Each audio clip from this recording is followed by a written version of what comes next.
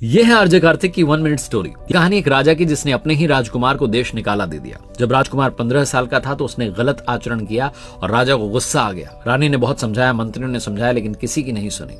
अपने बेटे को राज्य से बाहर भेज दिया।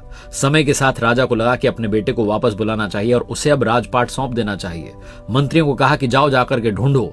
वो जो लड़का था वो जब राज्य से बाहर निकला तो उसे कोई काम आता नहीं था, इसलिए उसने भीख मांगना शुरू कर दिया था। भिखारियों की तरह रहता था, फटे हाल रहता था। उसका शरीर जो था कमजोर होता चला गया था। एक नगर में जब मंत्री ढूंढ रहे थे उस राजकुमार को तो उनकी नजरें एक लड़के से मिली जो कि भीख मांग रहा था। अचानक मंत्री को लगा कि ये तो वही राजकुमार है। सैनिकों से कहा, घोड़े रोक दीजिए, जाकर के उसे लेकर आइए।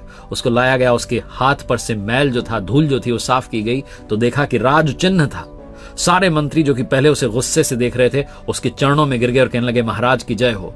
वो लड़का जो कमजोर सी हालत में था, अचानक उसमें जान आ गई। उसने कहा, मेरे लिए स्नान की व्यवस्था की जाए। वो लड़का जो भीख मांग रहा था उसे पल में समझ में आया कि वो भिखारी नहीं, वो राजकुमार है। ये कहानी आपकी हमारी है। हम में से बहुत सारे लोग जीवन पर यही सोचते रह जाते हैं कि मेरा कुछ नहीं हो सकता। अपनी ताकत को पहचानिए। हम सब उसकी संतान हैं जिसने सृष्टि को बनाया है। अगर आपने उनमें भरोसा दिखाया और अपनी ताकत को पहचाना तो आपको आगे बढ़ने से कोई रोक नहीं सकता।